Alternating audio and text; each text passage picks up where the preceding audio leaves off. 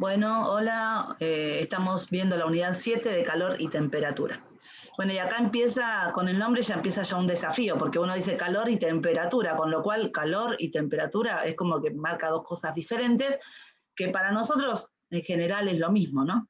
Bueno, vamos a ver estos dos videos, porque acá lo que importa es entender un poco el calor, como esa energía de tránsito que viene, o sea, que pasa de un cuerpo al otro, que se manifiesta justamente y que está vinculada con el movimiento de los átomos y las moléculas dentro de un sistema material. ¿Estamos de acuerdo?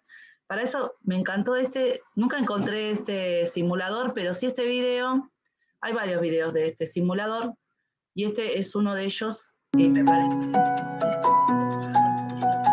haciendo. A vez le saco el sonido porque lo explica muy bien y explica todo muy completo, así que está bueno.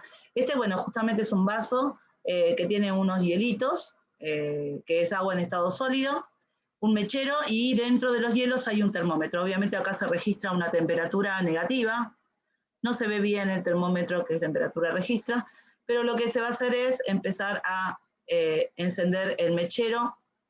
Cuando se enciende el mechero, ahí está el momento crítico, y aparece acá en el costado, en este cuadradito, ¿no? Cómo se están moviendo, ¿sí? Qué registro de movimiento tienen esas moléculas que forman ese hielo. Como verán, las moléculas están, digamos, muy ordenaditas, muy estructuraditas, y a medida que, si lo vamos a ver que no están totalmente quietas, sino que vibran, digamos, dentro de ese lugar específico que tienen. A medida que la llama sigue estando presente y da calor al sistema, vamos a ver cómo la temperatura va a ir variando, no, vamos a ver qué pasa con la temperatura. Las moléculas se ve que vibran más, eso es evidente, fíjense que ahí la temperatura no está cambiando, y bueno, ahí es uno de los interrogantes. ¿Por qué no cambia la temperatura si está habiendo una modificación, no? Va habiendo una modificación ahí empieza a haber un cambio. No hay cambios. Claro, acá va aumentando porque todavía no llegó a cero. Y hay un cambio de estado sólido a estado líquido. Vamos a ver que las moléculas, no sé qué pasó, que se quedó quieto. Ah, porque está hablando la chica, sí. Bueno, pero lo que bien se movilizan, uno se entiende que mientras hay este cambio de estado de líquido a sólido, la temperatura se mantiene constante en cero. ¿Sí? No hay cambio de temperatura, no se registra cambio de temperatura. O sea que cero, que justamente es la temperatura crítica donde existe el cambio de materia, el cambio de estado de la materia, no va a haber un cambio de temperatura. Fíjense que sigue en cero a pesar de seguir recibiendo calor, y las moléculas ya se mueven muy diferente, ya corresponde más a un movimiento de un fluido que de un sólido, ¿sí? Vamos a seguir viendo. En el video anterior analizamos los tres estados de la materia y cuáles eran sus propiedades, como la capacidad de comprimirse, de fluir o de tener volumen y forma propia. Todas estas propiedades pueden explicarse a partir de la teoría cinético-molecular, que si bien es muy famosa por los gases, se aplica... Me estaba mostrando el otro video. Bien. Sí, yo decía, esto no es de este video. Bien, vamos a seguir viendo acá cómo se va a ir moviendo cada vez. Sí, acá no mueve. No, sigue en cero. Está como quieto. Ahí está. Ahí empiezan a moverse las moléculas, cada vez más, con más energía térmica, ¿no? Energía térmica, ¿por qué? Porque justamente provoca el movimiento de las moléculas, provoca roce entre las moléculas, y eso es lo que produce un aumento de calor, ¿no? Claro. O sea que acá fíjense que ya el agua es toda líquida y estamos en cero, y acá ya empieza a fluir y empieza a aumentar la temperatura. O sea, cuando todo el hielo se transformó en líquido, ¿sí? Ya no hay agua sólida, entonces ahí empieza a aumentar la temperatura. En general, vamos a ver que siempre que hay una fuente de calor, una transferencia de calor, la temperatura del cuerpo aumenta. Esto no pasaría justamente cuando hay un cambio de estado. En el cambio de estado, a pesar de que hay calor, ese calor se transforma en energía de otra manera, no en energía calórica, digamos, no en temperatura, no en movimiento de moléculas. Como vemos, va aumentando casi escaladamente, nos quedamos un montón de tiempo en cero, pero bueno, ahora aumenta rápidamente hasta llegar al punto de ebullición del agua, que son los 100 grados. Vemos que algunas moléculas tienen la suficiente energía como para escapar y evaporarse, ¿no? Y en 100 vamos a ver que esto se va a ocurrir tipo una revolución, que es el punto de ebullición donde el agua hierve, y ahí sí vamos a ver que la mayoría de las moléculas empiezan a transformarse en gas. Hay una transformación otra vez de estado, un cambio de estado líquido a estado gaseoso. Vamos a ir viendo cómo el volumen del agua líquida va disminuyendo, y otra vez nos quedamos en 100 estancados, ya no hay un aumento de temperatura, porque toda la energía que produce y da el mechero al sistema se aprovecha para cambiar justamente este estado.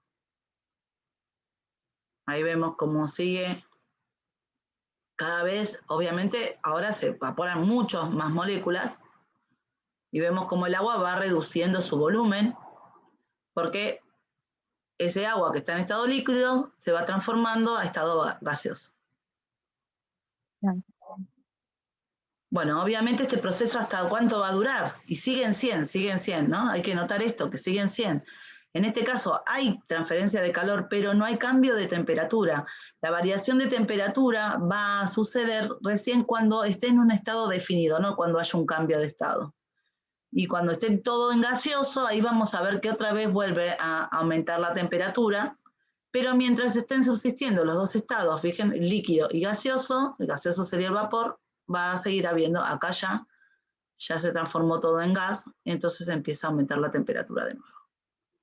Me encanta, este me encanta, es uno de los primeros videos que compartí, y me parece re ilustrativo, ¿no? Ver cómo pasa con las moléculas. Bueno, acá tenemos el otro video que habla directamente de la teoría cinético-molecular. Propiedades, como la capacidad de comprimirse, de fluir o de tener volumen y forma propia. Todas estas propiedades pueden explicarse a partir de la teoría cinético-molecular, que si bien es muy famosa por los gases, se aplica a todos los estados de la materia.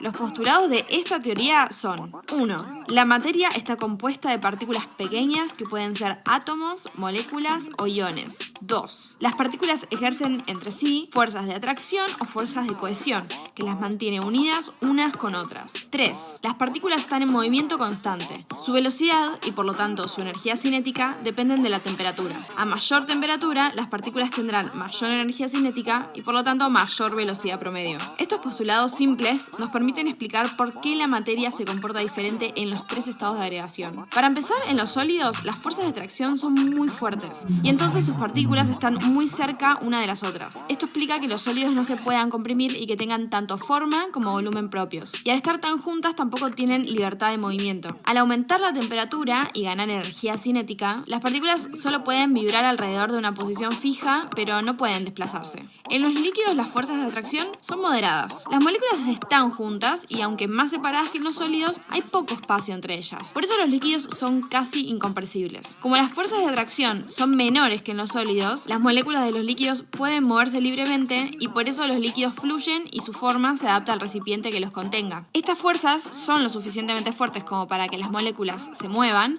pero que no se alejen tanto entre sí. Y es por esto que los líquidos adaptan su forma, pero tienen volumen propio y constante. En los gases las fuerzas de atracción son débiles. E incluso en el modelo de gases ideales se considera que estas fuerzas intermoleculares son inexistentes. La muy poca o nula fuerza ejercida entre las moléculas permite al gas expandir su volumen en el recipiente que lo contiene. Por eso no tienen forma ni volumen propio. Las moléculas están separadas entre sí por distancias grandes, mucho mayores a sus propias dimensiones.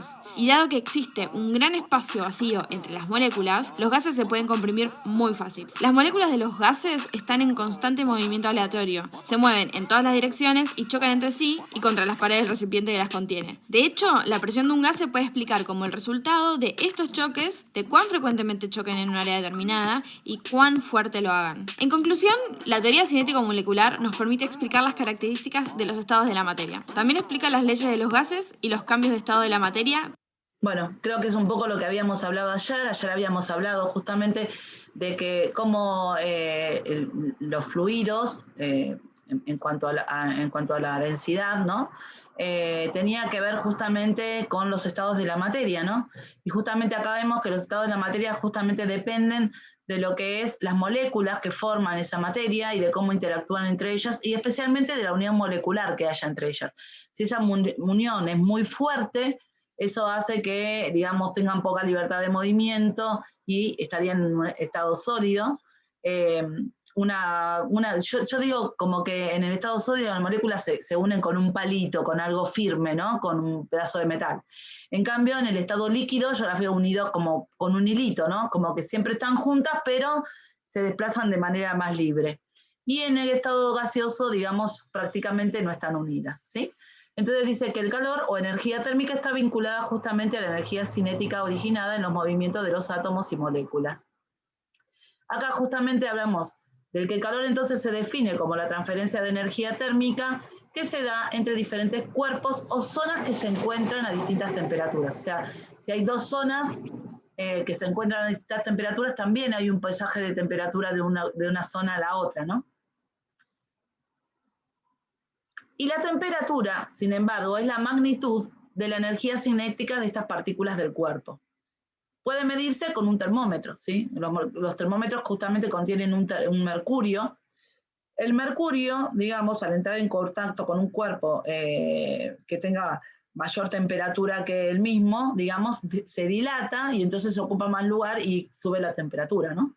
En cambio, con un cuerpo que tiene menor temperatura, entonces se contrae, ¿no? Porque lo que se está pasando ahí es el calor, ¿no? El calor pasa justamente, ahora vamos a ver, del cuerpo que tiene mayor temperatura al que tiene menor temperatura. Con lo cual, si el termómetro toca un cuerpo con menos temperatura, le va a pasar calor al otro cuerpo y eso hace que se contraiga. Y al contraerse va a registrar una temperatura menor. ¿Hasta acá todo bien? Sí, sí, sí. Vamos a hablar después más adelante de cómo medir la temperatura. Ahí igualmente está en el video, pero lo vamos a ver un poquito más adelante.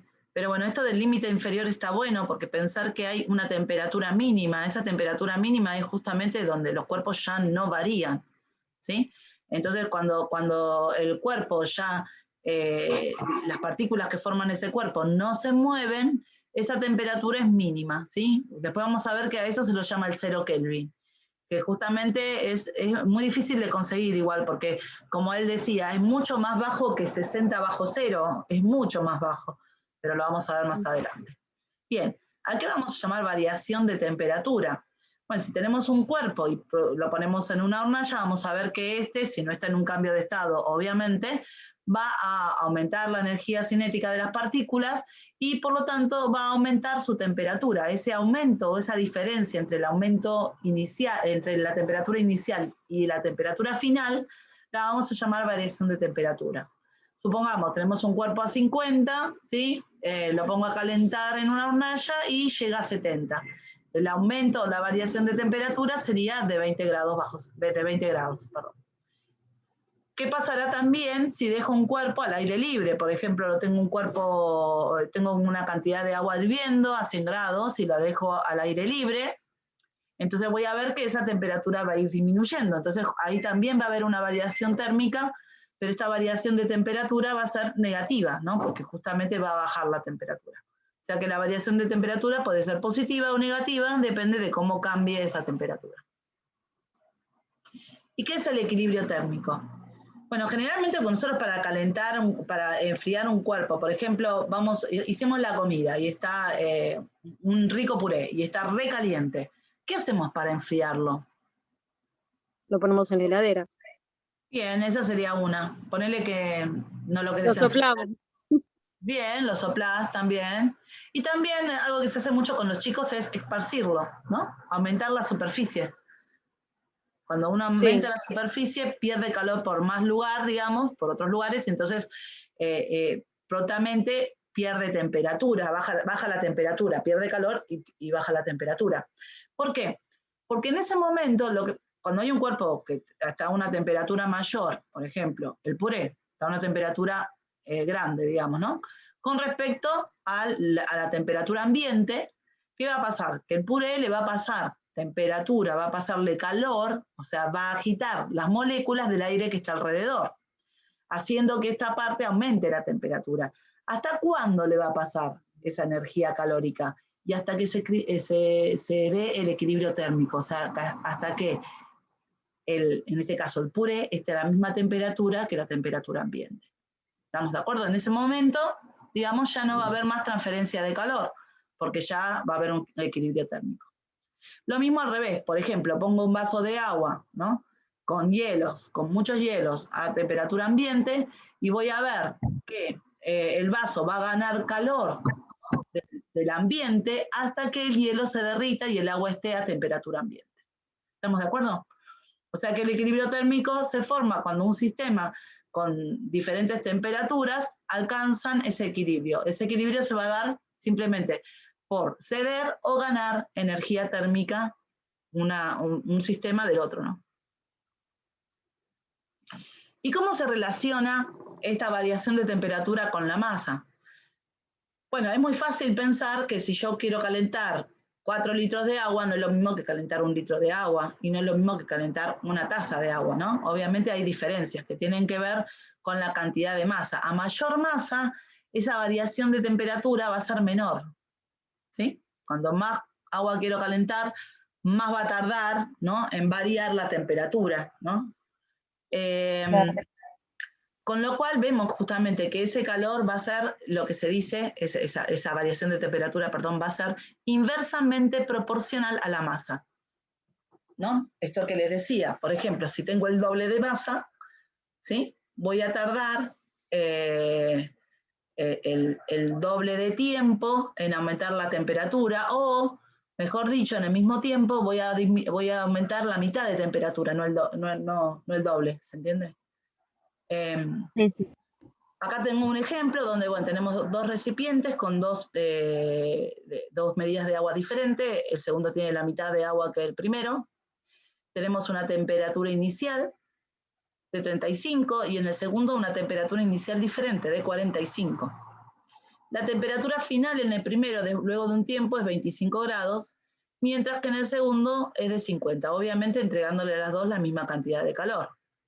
Nos fijamos que entonces en el primero aumentó 25 y en el segundo aumentó 50, que quiere decir que a menor volumen, mayor variación de temperatura. Son inversamente proporcionales. A la mitad de volumen, el doble de variación de temperatura. ¿Se entiende? Sí, sí, sí. Acá vamos a ver justamente los cambios de estado, ¿sí? Los cambios de estado, nosotros sabemos lo que son los cambios de estado, seguramente, especialmente, no vemos todos los estados, vemos estos 3 estados que son sólido, líquido y gaseoso, pero a veces nos preguntamos por qué se producen. Generalmente los cambios de estado se producen por un cambio en la temperatura del cuerpo, ¿sí? O sea que justamente para pasar de un cambio a otro se entrega calor o se quita calor del sistema, ¿sí? Bueno, vamos a ver un videito cortito.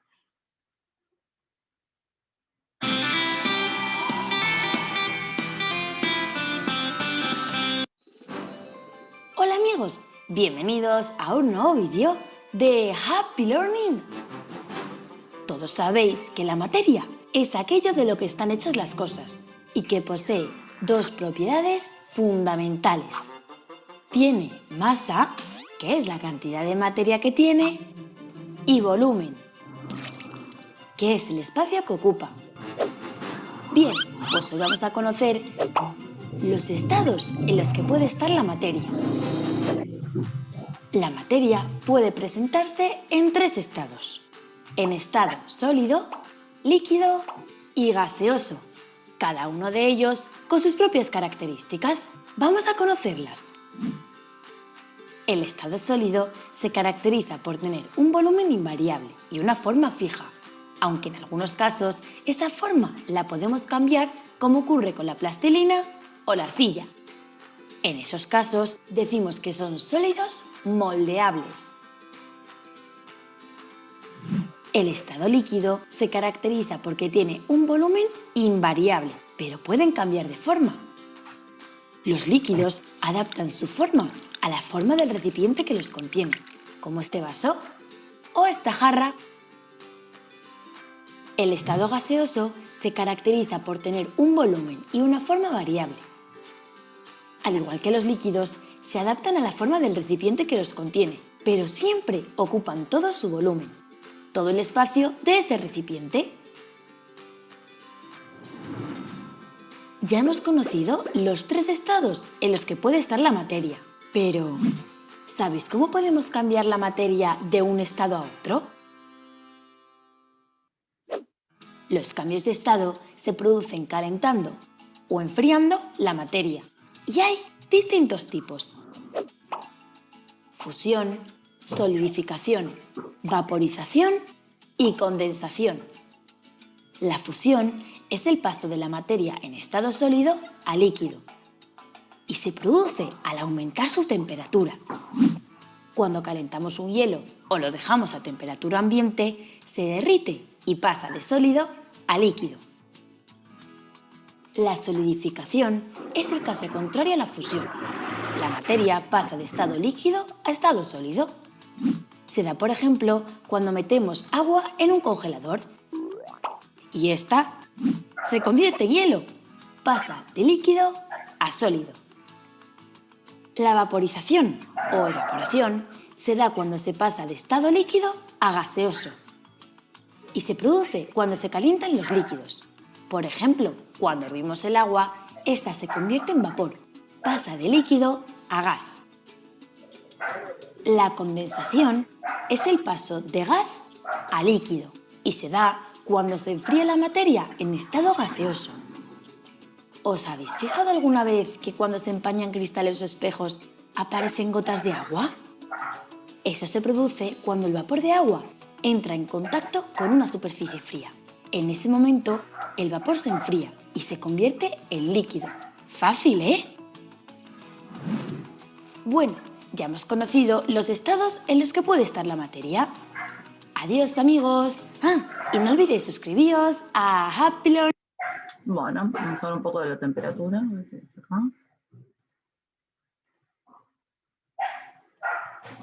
Pura. Bueno, interesante esto del agua pura, ¿no? Y obviamente el agua tiene sus niveles, sus temperaturas críticas, que son las temperaturas de fusión y de ebullición, pero cada una de las sustancias va a tener diferentes justamente temperaturas de ebullición y de fundición. Con lo cual, obviamente, si el agua no es agua pura, va a tener otras temperaturas que no son las del agua. El agua ya sabemos que es 0 y 100, esas temperaturas que tenemos de referencia y que después vamos a ver que se usan en muchos sistemas para medir la temperatura. Pero bueno, en cambio, hablando de los cambios de estado del cuerpo, ¿sí? Puede haber 2 tipos de cambios, los que se producen recibiendo calor del sistema, que son, por ejemplo, la fusión, cuando pasa de sólido a líquido, le tengo que entregar calor para que el hielo se transforme en agua líquida. La vaporización, cuando es de líquido a gaseoso, que también tengo que calentar el agua o darle calor al agua para que aumente la temperatura y en algún momento pase a estado gaseoso. La volatilización es, por ejemplo, la que se da en ¿cómo se llama? En algunos geles que hay como desodorante, ¿vieron? Que enseguida uno pone el gel va disminuyendo y hay olor rico, ¿no? O la naftalina, por ejemplo, ahí se produce la volatilización, donde va directamente del sólido a gaseoso sin pasar por el líquido. Sí. Y aquellos cambios que se producen entregando calor al sistema, o sea que lo que se cambia de estado le entrega calor al sistema, nosotros le diríamos se enfría. Mal dicho, se enfría, en física no se dice, pero lo vamos a decir en voz baja como para que se den cuenta de qué estamos hablando. Cuando algo pierde calor, ¿sí? Por ejemplo, en la condensación, que lo mostraron muy bien ahí, ¿no? En las ollas, cuando uno hierve algo, justamente ese gas que está a una temperatura alta, impacta con la tapa, ¿no? De la cacerola, y obviamente como la tapa está a temperatura ambiente, pierde calor, se enfría, ¿sí? Bajito, pierde calor, y a perder calor se condensan ese agua en estado gaseoso y se transforma en agua en estado líquido. También puede ser, por ejemplo, en una lata, ¿no?, de gaseosa que tenemos fría y de pronto todo se condensa el agua ahí al costadito de la lata. También en los automóviles, ¿no?, cuando las ventanas se empañan, ¿no? Eso, todo es condensación. En el baño también, ¿no? La solidificación, que es cuando pasa de líquido a sólido, así cuando uno pone una cubetera llena de agua líquida en el refrigerador, lo que está haciendo es exponer a ese agua a que le quiten calor, ¿sí? Ese agua va a entregar calor a, digamos, las serpentinas y toda la aparatología del refrigerador, ¿no? Y al perder calor se solidifica porque va perdiendo, primero pierde temperatura y después va a perder, digamos, va a ser más fuerte esa unión intermolecular cambiando a sólido. Y la sublimación, que se da mucho en lo que es impresiones y esas cosas, sublimado de remeras, ¿no?, específicamente, donde se transforma algo de estado gaseoso directamente a sólido sin pasar tampoco por el líquido. Bien, esto hay que tenerlo en cuenta porque a veces preguntan, ¿no?, ¿cuál de los estados se produce ganando o entregando calor o perdiendo calor? En cuanto a la forma de transferencia de calor, en verdad van a depender mucho de en qué estado esté la materia, ¿sí?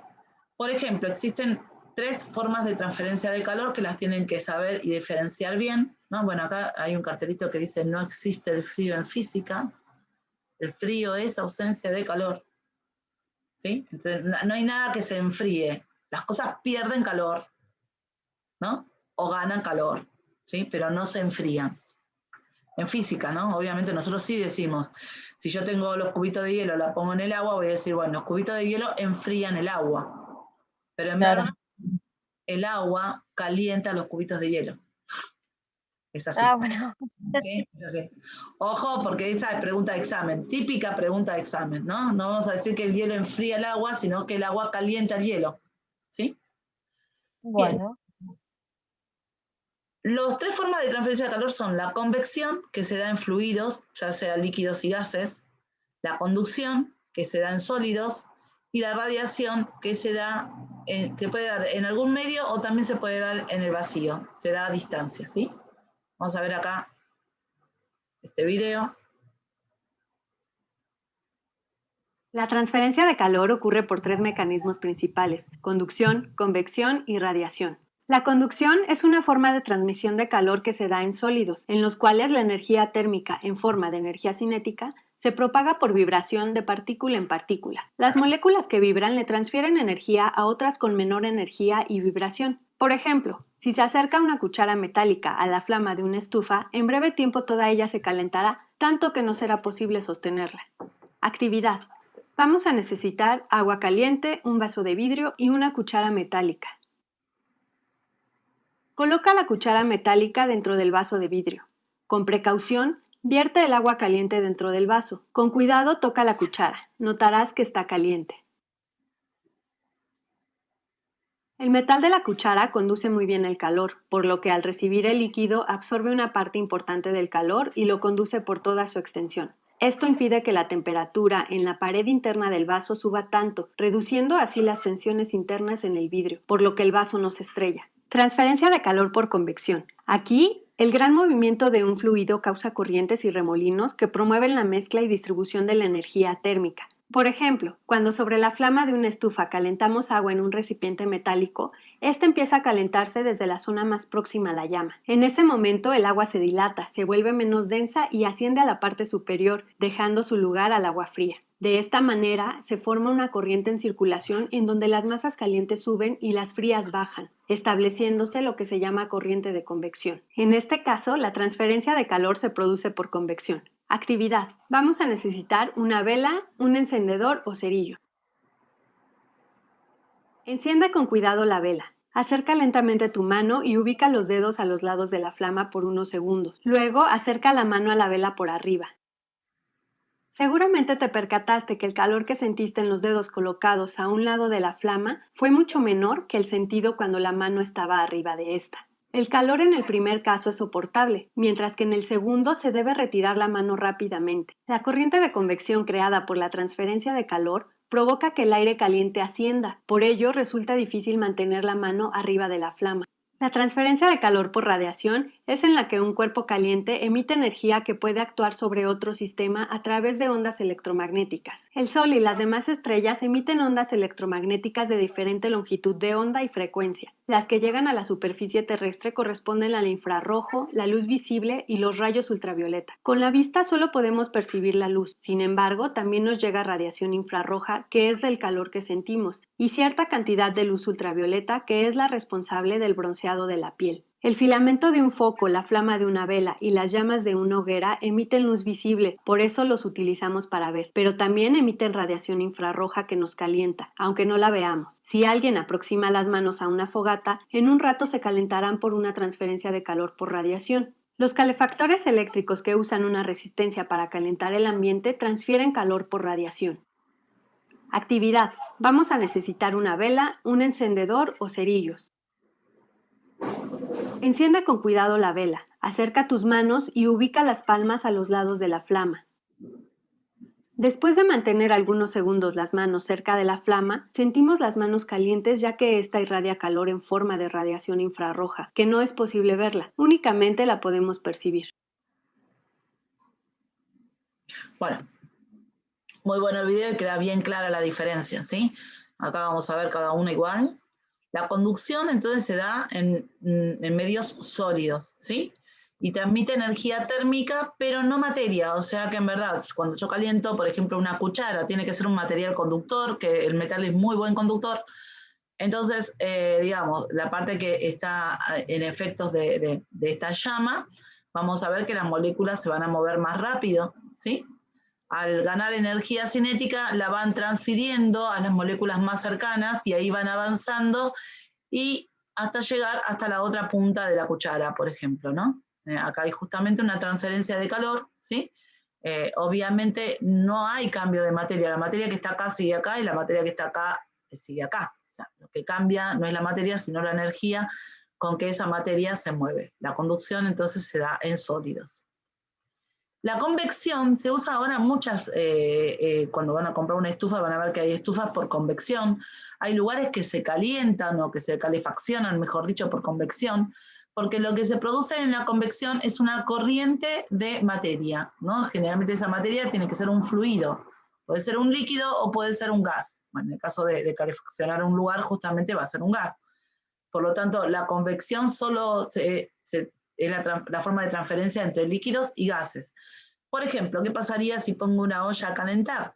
La parte más baja, las moléculas que están más cerca del fuego, más en contacto con el fuego, van a ganar temperatura, van a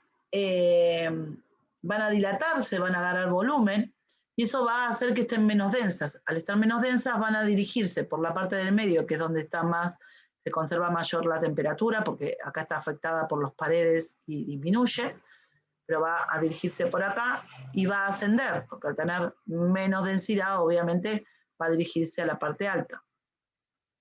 Acá justamente va a estar expuesta con la temperatura ambiente, lo que va a hacer que pierda temperatura, y eso va a hacer que vuelva abajo. Y se da como este circuito, ¿no? Gira el agua de un lado, gira el agua del otro, ¿no? Y se produce este movimiento o estas corrientes de fluido por convección, ¿sí? Como recién decían, si tengo una fuego, una fogata o lo que sea y pongo la mano por arriba, voy a ver que recibo mucha más energía calórica que si las pongo al costado. Eso es porque la convección justamente se da hacia arriba. O sea que por arriba, digamos, la forma de transferencia de calor que predomina justamente es la convección. La radiación se da a distancia, ¿sí? Y no importa si hay medio o no, y no hay, claro, como se da a distancia y no importa si hay medio, obviamente no hay un movimiento de materia ni nada que se involucre, sino que se produce por esto que se llama radiación. Como los rayos del sol, ¿no? Que van llegando a nosotros, a una distancia que está muy lejos, recorre 8 minutos, pero porque es muy veloz la luz, pero si no, está muy lejos, obviamente, y llega ese calor a nosotros, o sea, llega en forma de luz, llega en forma de calor también, ¿no? Esa energía del sol. Y justamente se produce por radiación. Muchas estufas, ¿sí?, actúan también por radiación.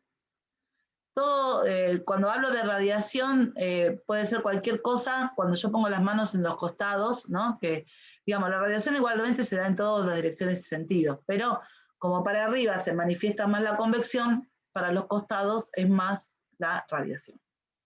No sé si se entendió lo que dije. Sí, sí, sí. Bien. Observamos que siempre que nosotros damos calor o entregamos calor a un sistema o quitamos calor de un sistema, o el sistema cede calor a otro sistema, entonces se va a producir muchas veces lo que es la dilatación y la contracción. Los cuerpos, cuando se calientan, ganan calor y aumentan su temperatura, ¿sí?, van a registrar una dilatación, o sea, van a aumentar su volumen. Nosotros cuando vemos las construcciones siempre van a dejar algún margen, ¿sí?, alguna línea que divida. ¿Para qué? Para justamente en los momentos de mucho calor, esa contracción no produzca rajaduras, como en este caso, ¿sí?, o cosas que no queremos que ocurran, ¿sí? Mismo las vías del tren están armadas, de manera que entre una y otra hay un espacio que es pequeñito, pero tiene que ver con esto de la dilatación. ¿Qué pasa los días de calor? Todo eso se dilata, y si no se tiene en cuenta esa dilatación, obviamente va a producir, digamos, vieron que como que crece y como que desborda, ¿no? Y produce roturas, obviamente, en el material. Y por el contrario, cuando, bueno, se pierde temperatura, ¿no? No digan nada, pero se enfría, ¿no?, baja la temperatura, cede calor, y en ese caso se va a contraer. Algo que a mí me llamaba mucho la atención es cuando venían los chicos del cable a poner el cable, ¿no?, y ponían los cables como colgando, como si fueran guirnaldas. Yo decía, pero qué necesidad, lo pueden poner justito, digamos, para que quede prolijo. Pero en verdad eso tiene un porqué, porque si te ponen, por ejemplo, ese cable, ¿sí?, en invierno, te lo colocan bien justito, bien prolijito. Cuando sucede, cuando vienen las épocas más frías, no, te lo ponen en verano, cuando vienen las épocas más frías se contrae, y al contraerse produce una fuerza que rompe los cables. Entonces, justamente lo tienen que poner con un poco más de extensión, considerando esta contracción que se da en las épocas de tiempo de más frío. Acá tenemos entonces justamente un cuadrito que habla de qué pasa cuando algún cuerpo gana calor, aumenta su temperatura, pero ojo, excepto en los cambios de estado, ¿sí? Porque en los cambios de estado sabemos que esa temperatura la aprovechan justamente para provocar ese cambio de estado, y se dilata. Cuando cede en calor, disminuye su temperatura, obviamente excepto en los cambios de estado, y se contrae. Y acá hay algo en rojo en el medio que dice: el agua de 0 a 4 grados centígrados tiene un comportamiento anómalo. Se dilata al disminuir la temperatura y se contrae al aumentar la temperatura. Y esto tenemos que tenerlo en cuenta. El agua es la única que justamente entre 0 y 4 grados se comporta al revés. Ayer lo vimos un poco en fluidos, ¿no? Se comporta al revés. Cuando le quito calor, ¿sí?, o la pongo en el refrigerador, vamos a ver que aumenta la temperatura, y es en contra de lo que dijimos recién, ¿no? Pero bueno, pasa eso con el agua. Vamos a ver un videito. Estos son unos Experimentor. Y ya estamos listos para hablar de algo muy interesante: el aire que nos rodea, en particular de las moléculas de aire que están todo el tiempo alrededor nuestro. Hay muchas reglas que explican cómo se mueven estas moléculas, y la más importante es el principio de Bernoulli, el cual dice que cuando tenemos un flujo de aire, moléculas de aire que se están moviendo, se separan y baja su presión. Tengo 2 hojas de papel. Este es un experimento muy sencillo que todos pueden hacer en su casa. Semáforo verde. Así es. Fíjate con atención. Voy a poner las hojas muy cerca a mi boca, pero separadas. Y mira lo que pasa cuando soplo entre ellas. Haz una hipótesis. ¿Qué crees que puede pasar si soplo entre las 2 hojas separadas de papel? Atento. ¿Viste? se juntaron. Voy a hacerlo de nuevo. Las hojas de papel se juntaron. Lo que sucede es que al medio de esas dos hojas existen moléculas de aire que al ser sopladas se separan. Para entenderlo mejor, imagínate que estás en tu colegio caminando en fila recta con tus amigos. Están caminando, no se separan, están unidos y de pronto empiezan a correr. ¿Qué es lo que sucede? ¿Se van a separar? Eso es exactamente lo mismo que ocurre con las moléculas de aire que hay entre las dos hojas de papel. Cuando yo soplo, se crea un área de baja presión porque se separan. Hay muchos espacios vacíos. En cambio, alrededor, donde las moléculas están mucho más apretadas, empujan y juntan las dos hojas de papel hacia el centro. Presten mucha atención a lo que tengo aquí. Una secadora de pelo. Esto es una secadora de pelo. Yo nunca había visto una. Esto sirve para la gente que tiene pelo. Y vamos a venir por acá. Y lo que tenemos aquí es un soplador de aire industrial. Que es como la secadora de pelo, pero gira. Está muy buena esta parte, pero digamos como no suma tanto a lo que vamos a ver. Ocurría con la secadora de pelo. Salía una luz.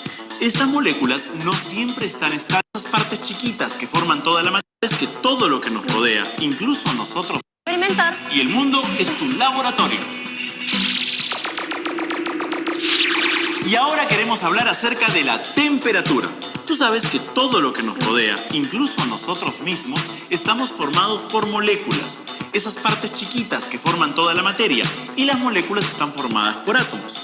Estas moléculas no siempre están estáticas, sino que a veces están en movimiento. Por ejemplo, las moléculas cuando están en estado sólido casi no se mueven.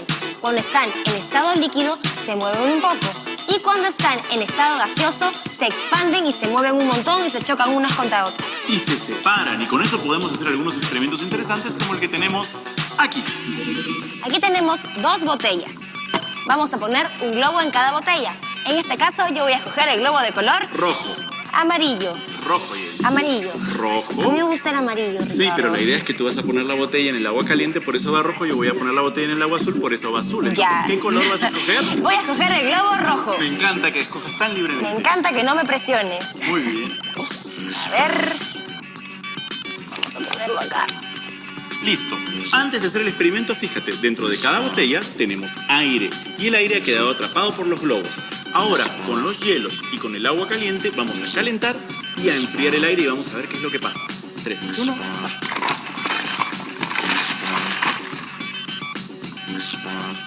Presta mucha atención a los dos globos.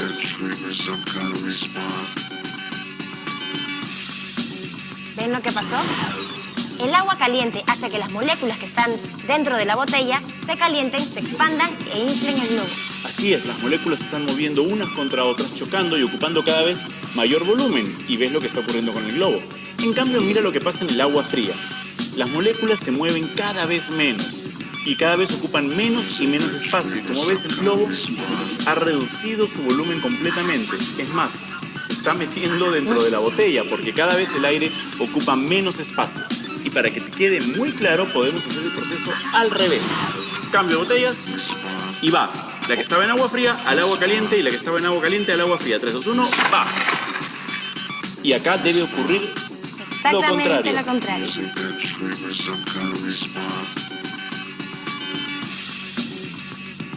El globo que está siendo enfriado reduce su volumen porque las moléculas de aire se contraen.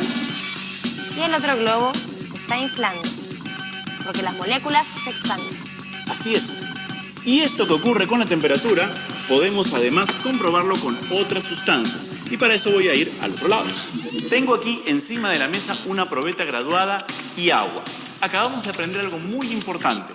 Cuando las moléculas se calientan, se mueven y se expanden. Cuando se enfrían, se mueven cada vez menos y reducen su volumen. En este caso voy a hacer una comprobación que hace exactamente lo contrario. Con el agua ocurre una cosa muy particular. Te lo voy a demostrar ahora. Vamos a echar primero 210 mililitros de agua. Lo que vamos a hacer ahora es hacer una marca exactamente en la línea del 210.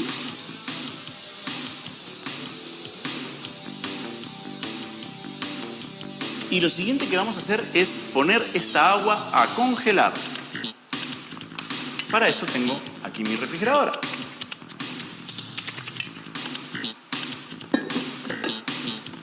Y ya tengo en el interior de la refrigeradora una probeta con la que hice el experimento anteriormente. El agua se ha congelado. ¿Pero qué es lo que ha ocurrido? Presta atención. La marca está allí, en 210. Sin embargo, el hielo llega a 230 mililitros. Pareciera que el agua ha crecido al momento de congelarse. Bueno, esta es una propiedad que tiene el agua. Cuando se enfría y se congela, aumenta su volumen. Esto no ocurre con otras sustancias y es exactamente lo contrario de lo que vimos en el experimento anterior. Esta particularidad del agua nos va a permitir hacer algunos experimentos muy interesantes, pero tienes que recordar que es específicamente algo que ocurre solamente con el agua. Y aquí tenemos otro experimento más para saber cómo se reaccionan las moléculas con el frío o con el calor. En este caso tenemos una botella de metal que se ha quiñado, como pueden ver. A esas alturas, me imagino que ustedes saben qué es lo que podemos hacer para que la botella se enderece. Vamos a echarle agua con la ayuda de este embudo. Vamos a llenar la botella.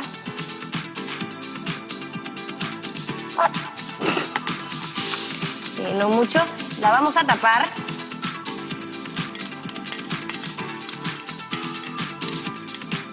Y la vamos a meter en nuestra refrigeradora. Gracias, Ricardo. Y ahora vamos a esperar.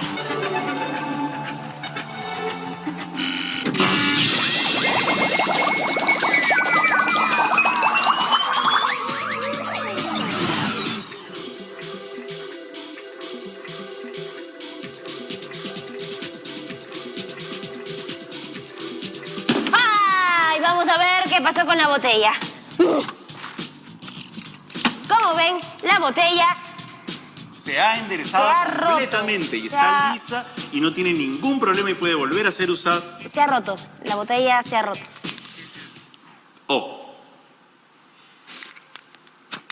Qué poderoso es el agua. al expandirse el agua, no encontró suficiente espacio dentro de la botella y empujó contra todas las paredes. Una vez que se congeló completamente, rompió el metal, como puedes ver, y trató de salir fuera de la botella. Esta botella ya no sirve, es algo que la tomes así como rota, ¿no? Estamos tan impresionados que no sabemos cómo terminar. No sabemos. Bueno, increíble, ¿no? Increíble este video, no tiene desperdicios para verlo 20 veces. Bien, y ahora, ¿cómo medimos justamente estas temperaturas? Justamente en las primeras había un señor que hablaba de las escalas relativas, las escalas que miden la temperatura. Varios científicos hicieron escalas, y las escalas que más se usan son las de Celsius, las de Kelvin y las de Fahrenheit. Pero las de Fahrenheit nosotros no las tomamos porque son un poquito más complicadas. Ahí en el otro video justo lo explica cómo tomaron las temperaturas relativas, como Fahrenheit, ¿no? Tomó las temperaturas relativas para poder medir, y está muy interesante y sin desperdicio, pero es algo que te puede quedar de información nada más. En general, tanto Celsius como Kelvin usaron en relación, bueno, Celsius utilizó las temperaturas justamente de fusión del agua y de ebullición del agua, ¿no? El 0 y el 100, como temperaturas relativas. De ahí dividió en 100 partes, a eso llamó un grado, ¿no? Kelvin consideró justamente la temperatura mínima que puede tener la materia, o sea, la temperatura donde no existe movimiento de partículas. Justamente a eso se lo llamó el 0 Kelvin, que se sabe que es 273 grados centígrados bajo cero. A esa temperatura ya la materia no registra movimiento. Usó la misma, digamos, el mismo unidad de grado, el grado centígrado, lo usó como unidad Kelvin. Por lo tanto, 273 más arriba, justamente en la temperatura cero, la temperatura de solidificación es a los 273 Kelvin. Y la temperatura de ebullición son 100 arriba, o sea, a los 373 Kelvin. ¿Sí? O sea que lo que podemos decir que entre las temperaturas registradas en Celsius o en Kelvin, el grado, ¿sí?, la unidad de medición es la misma. ¿Sí? Es la misma. Lo que hay una diferencia es en cuanto al número que lo registra. ¿Sí? Vamos a ver esto.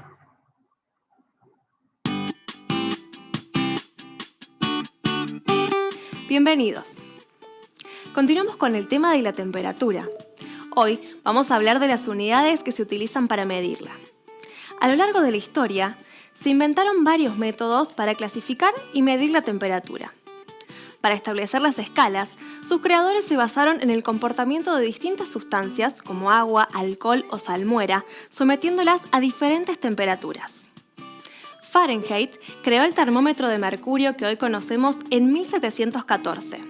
Su escala basa su punto cero en la medición de la temperatura de una mezcla de agua, hielo y cloruro de amonio, y su punto 96 en el resultado de la medición de la temperatura del cuerpo humano. Su escala es utilizada principalmente en Estados Unidos y en algunos países anglosajones. Otros métodos están actualmente en desuso, por eso ahora vamos a hablar de los dos más usados, el Celsius y el Kelvin. El Celsius, conocido como centígrado, fue creado en el año 1742 por Anders Celsius. Establece su punto 0 grado cuando el agua se congela y los 100 grados cuando el agua hace ebullición. Esta unidad de medida se utiliza en meteorología, en salud, en ciencia y es la más utilizada a nivel mundial. En el año 1848, William Thomson, o también conocido como Lord Kelvin, estableció otro tipo de escala, que no se basa ni en el punto de congelación ni en el punto de ebullición de ningún líquido, sino que su importancia radica en el cero de la escala. Como aprendimos en el video sobre la temperatura, el calor es el resultado del movimiento de las partículas de la materia. Pero, ¿qué pasa cuando esas partículas prácticamente no se mueven? A esta situación la llamamos cero absoluto. Es la temperatura más baja posible y equivale a 273,15 grados bajo cero. A ese nivel de temperatura, el movimiento de los átomos de una materia es prácticamente nulo. Los Kelvin se utilizan principalmente en química y en física para medir el movimiento atómico de toda la materia y junto con los Celsius para medir elementos muy fríos como el nitrógeno líquido o muy calientes como una estrella. Para hablar de elementos fríos o calientes, veamos algunos datos curiosos. En el espacio profundo, lejos del Sol u otra estrella emisora de calor, la temperatura baja a 270,43 grados bajo cero. A medida que nos acercamos a una estrella, la temperatura va aumentando. En la superficie de nuestro Sol, por ejemplo, la temperatura es de 5.505 grados Celsius. Si nos adentramos en las profundidades de nuestro planeta, la temperatura en la corteza terrestre aumenta aproximadamente 1 grado Celsius por cada 30 metros a medida que nos vamos acercando al núcleo de la Tierra. A los 3 kilómetros de profundidad, la temperatura ya es 100 grados más alta que la de la superficie. En la superficie de la Tierra, la temperatura más baja registrada fue de 89 grados bajo cero en la base Vostok, Rusia, mientras que la temperatura más alta registrada fue de 58 grados en el desierto de Mojave, en California. Las unidades de medida de la temperatura fue nuestro tema de hoy y hay muchos más. Los invito a ingresar a infoclima.com y a suscribirse a nuestras redes sociales para seguir aprendiendo. Está genial este video. Bueno, acá tienen uno que es mucho más tipo clase, también está bueno. Bueno, algo que tiene que quedar como importante acá es que las escalas más usadas son la Celsius y la Kelvin y que el agua se encuentra en estado líquido entre 0 y 100 grados centígrados, que es lo mismo que entre 273 Kelvin y 373 Kelvin. Y por debajo, ¿sí? En sólido y por arriba de esas temperaturas en gaseoso. Creo que ya ahí... acá tenemos también la parte... Si hablamos de conductores térmicos, estamos hablando de aquellos que conducen el calor, digamos, con facilidad. Son, por ejemplo, los metales, ¿sí? Y los aislantes térmicos, que son todo lo contrario, aquellos que no permiten ese flujo, que son, por ejemplo, todos los que contienen aire, el aire mismo, ¿no? La cerámica, el corcho, telgopor, lana, muchos plásticos, ¿no? Justamente también los colores ayudan en esto de la transmisión del calor. ¿En qué sentido, no? Porque si uno sabe, por ejemplo, cuando hay días de calor, ¿qué nos recomiendan? ¿Vestirnos con cualquier color? No, ¿Con qué color nos recomiendan vestirnos? es con colores oscuros. Si hay calor, no, todo lo contrario, No, con color. con color claro, perdón, sí, sí. Sí, sí, sí, con color blanco. Bueno, a mí me pasó una vez, estando un día, yo qué sé, tipo otoñal, no hacía mucho calor ni mucho frío, fui a un parque donde había mucho sol y tenía calzas negras. Y la verdad es que sentía que las piernas se me estaban quemando, literal, ¿viste? O sea, tremendo. Entonces, Sí. tenía justo un buzo de lana, abrigadito, que siempre lo uso porque es abrigadito, de color beige. Y lo puse sobre las piernas. Santo remedio. O sea, pues sí, como me quemaba sin el buzo y con el buzo estoy perfecta, ¿no? Bueno, tiene que ver ahí justamente con el calor. Bueno, vamos a ver uno de estos videos. Aquí Ciencia Bit. Hoy os voy a hablar del blanco y del negro.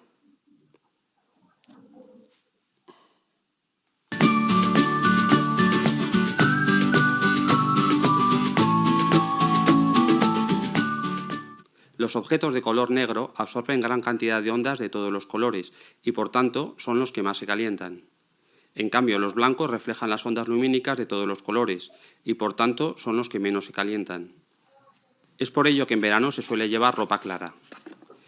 Este experimento es muy sencillo. Solo hace falta una caja blanca y otra negra, además de un par de termómetros o bien realizar las medidas con un único termómetro.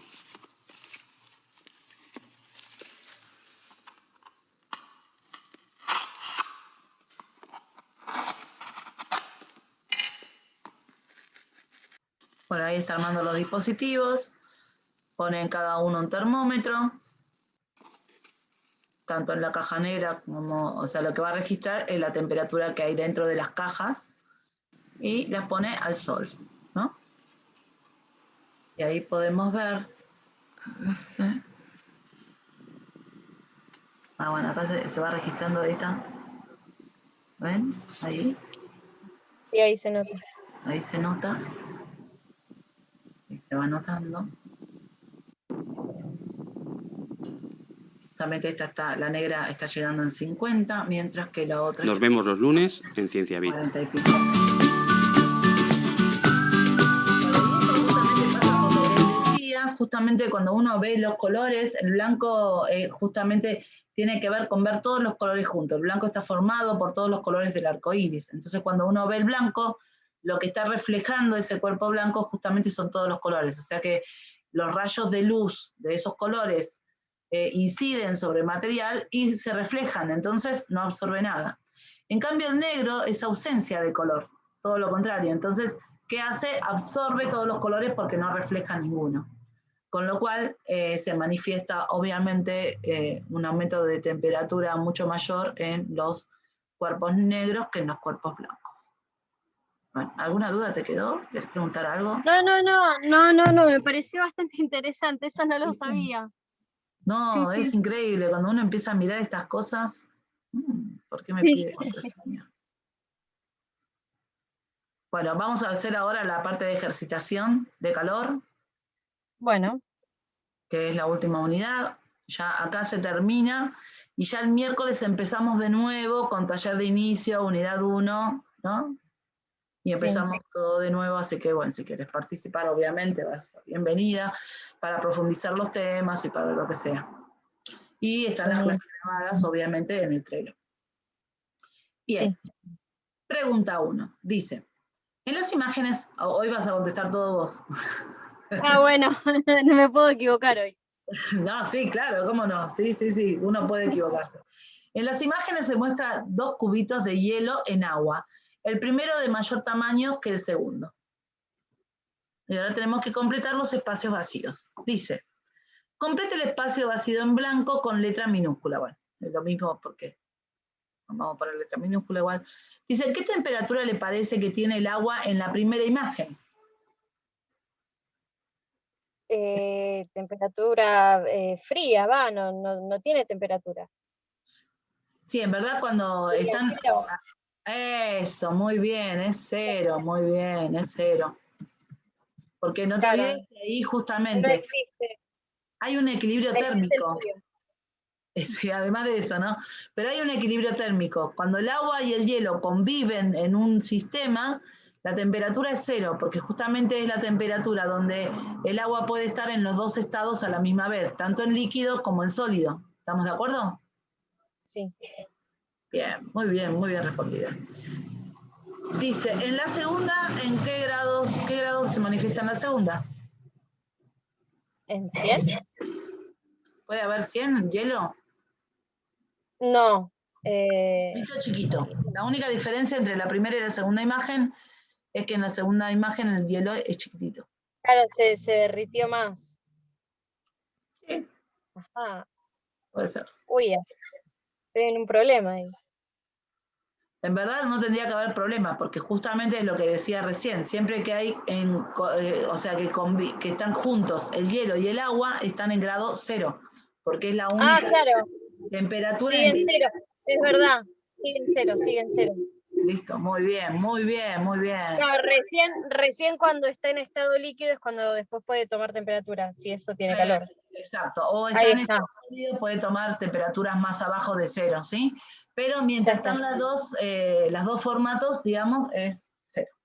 Bien, vamos acá. Pregunta 2 dice, un bloque de hielo se halla a menos 40 grados centígrados y se suministra continuamente calor, ¿no? A menos 40, hasta que se transforma en vapor a los 100. O sea que tenemos una recorrida, vamos a ponerlo acá, ¿sí? Temperatura inicial 0, 0 no, menos 40, menos 40, sí. 40 grados centígrados. Y temperatura final sería 100. muy bien, 100 grados centígrados. Menos 40 serían grados bajo 0. ¿Se acuerdan que en verdad uno dice no grados sobre 0, grado bajo 0? Ponen este cartelito acá al costado, eso es lo que tenemos de este líquido. Y sabemos que esto recibe calor continuamente, este sistema recibe calor continuamente. Obviamente recibe calor porque la temperatura aumenta, ¿no? Ya eso lo podemos tener bien claro. Entonces vamos a indicar la primera respuesta correcta. Dice, durante todo ese proceso el calor entregado se utilizó para aumentar la temperatura. Solo una parte del proceso el calor entregado se utilizó para aumentar la temperatura, el resto se usó para producir el cambio de estado, o durante todo el proceso el calor entregado se utilizó para producir el cambio de estado. ¿Cuál es la verdad? ¿El calor entregado se utilizó siempre para aumentar la temperatura? ¿O se utilizó para aumentar la temperatura y cambiar el estado? ¿O se utilizó solo para el cambio de estado? La tercera, durante todo ese proceso el calor entregado se utilizó para producir el cambio de estado. No, justamente, ¿te acordás si vemos la primera? Pues estoy entre la segunda y la tercera, no sé. La segunda, exactamente es la segunda, porque acordate que en el primer video, ¿sí? Sí, Observábamos sí. que durante los cambios de estado se mantenía la temperatura constante, ¿sí? Pero vos le entregabas calor y después del cambio de estado que empezó a aumentar la temperatura, con lo cual la correcta Claro. sí, esa que estabas vos, que es la segunda, justamente, ¿sí? Sí. Durante todo el proceso entregado se utiliza una parte para aumentar la temperatura y otra parte para los cambios de estado. Por eso hay momentos donde no hay cambio de temperatura, que es justamente durante el cambio de estado. Claro. Bien. ¿Sí o no? ¿Sí? Sí. Entonces, Sí. Durante los cambios de estado, el calor no aumenta, no registra.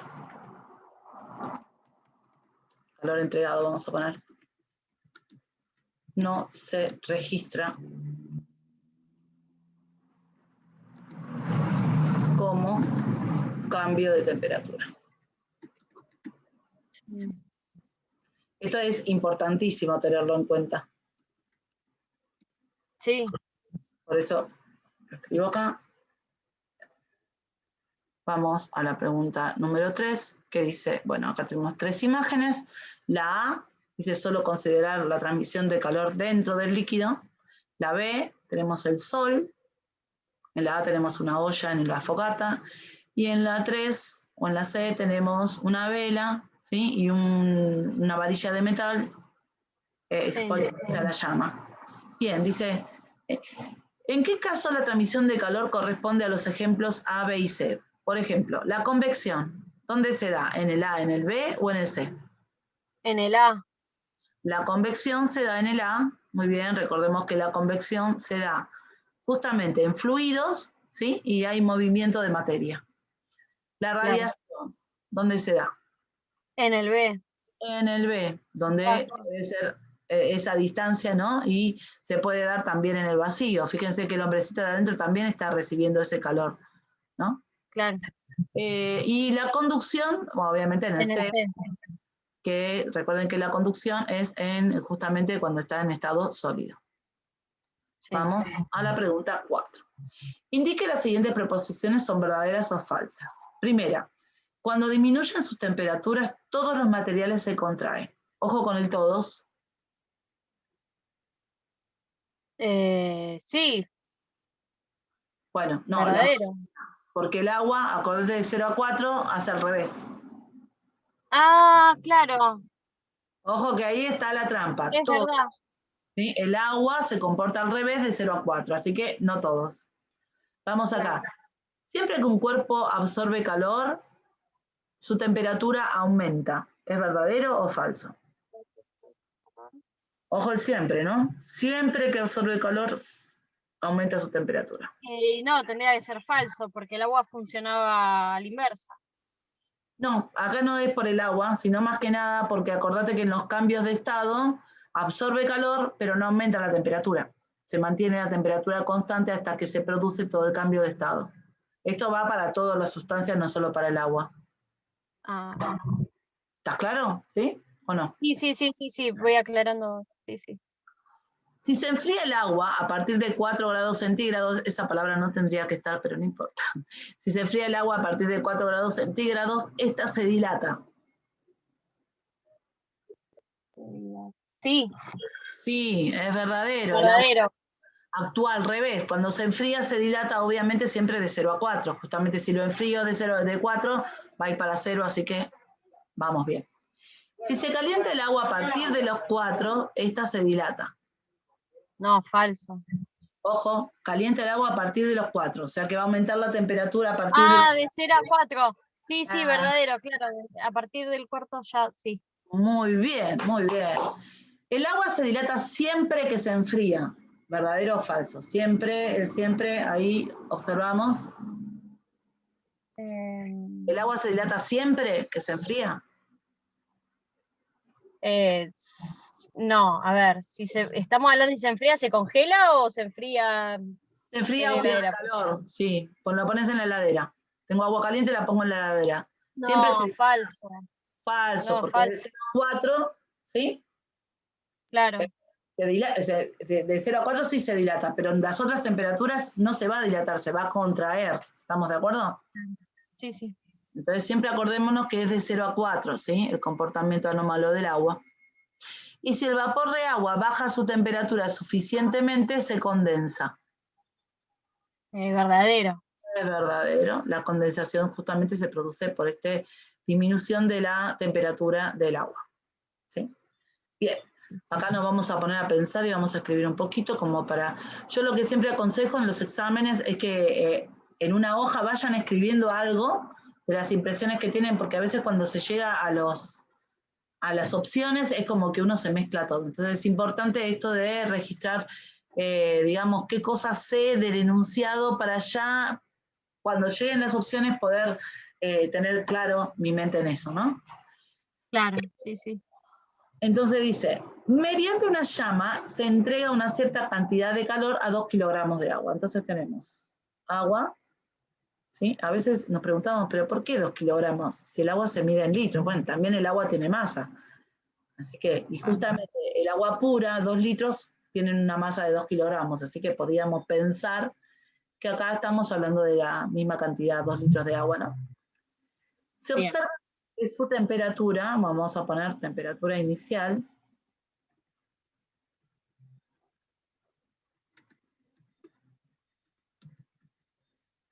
es de 6 grados centígrados, y dice, pasa de 6 a 14, o sea que su temperatura final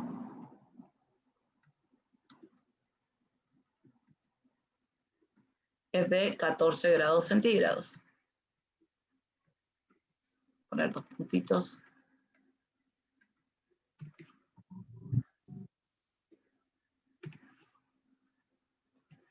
Bien. O sea que dice ahí justamente que la temperatura aumenta. Si la temperatura aumenta, podemos poner que eso es la variación de temperatura, lo que cambió la temperatura.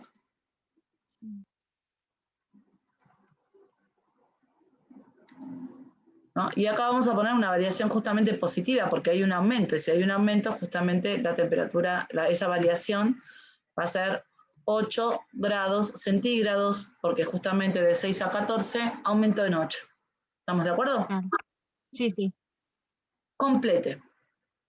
Dice, ¿cuánto cree que aumentará la temperatura si se entrega la misma cantidad de calor, pero en vez de 2 a 1? ¿Sí? Entonces vamos a ver.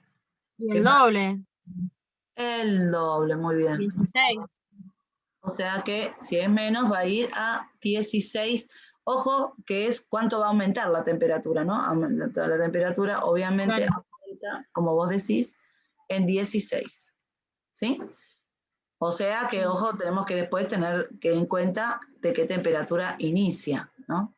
Pero el aumento de la radiación es 16. Complete el espacio en blanco con número. Si se entrega la misma cantidad de calor a 4, en vez de a 2, ahora a 4, ¿en cuánto va a aumentar? Sería 4.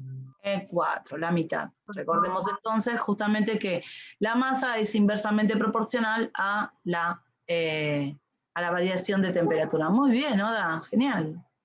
Estoy prestando atención. ¿Viste? Muy bien, muy bien. Excelente. Bien, vamos a la pregunta 6. Un día de verano, una chapa metálica ha quedado en una mesa a pleno sol. Indique las formas de transmisión de calor están relacionadas con cada una de las siguientes situaciones. En algún momento dábamos este problema con un auto que quedaba al sol, ¿no? Y bueno, vos tocabas la chapa, bueno, acá vamos a las diferentes situaciones. Dice, número 1, se eleva la temperatura de las chapas por efectos del sol. ¿Eso es por radiación o por conducción? Radiación. Radiación, muy bien. Una persona toca la chapa con la mano. ¿Es por radiación o por conducción? Se pone la mano muy cerca al costado de la chapa, pero sin llegar a tocarla. ¿Es por radiación? Radiación, muy bien. Bueno, acá nos faltó la convección, pero bueno, también vamos a mandar la respuesta. Y no, acá no obtenemos las respuestas correctas, pero las correctas sí, lo que no obtenemos, digamos, bueno, acá sí justo hay una devolución de las respuestas correctas. Sí. Pero bueno, como esto es para hacerlo en la plataforma y obtener algunas precisiones más rápidas, ¿no?